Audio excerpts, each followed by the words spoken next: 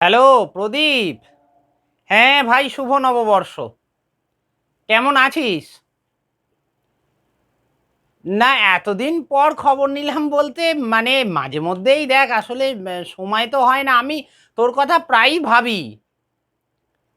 হ্যাঁ, তুই মধ্যিখানে একবার ফোন করছিলি কয়েকদিন, আমি মানে একটু ব্যস্ত ছিলাম বলে ধরতে পারিনি ফোনটা, জানিস তো।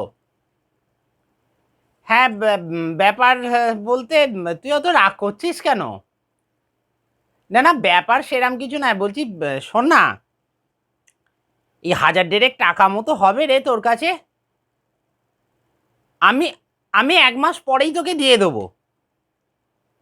হ্যাঁ, আমি দিয়ে দেবো।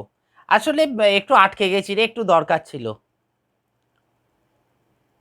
ও, তোর ওই আগের টাকাটা? ওটা তো ফেরত দিলাম তো বোধহয় তোকে।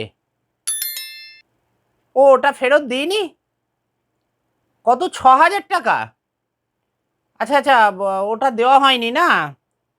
ও, 2 মাস পর দেবো বলেছিলাম। ভুলে গেছি আসলে, খেয়াল নেই জানিস। তুই শোন না, বলছি তুই 1,500 টাকাটা দে, আমি একবারই 7,500 টাকা তোকে আমি মাস দুয়েক পর ফেরত দিয়ে দিচ্ছি। আমি এককালীন দেব। হ্যালো, কি কি যাতা বলছিস? এই, তুই আমায় চিটিংবাজ বলছিস? আরে, কি কথা রে? এই, এত গালাগালি দিচ্ছিস কেন?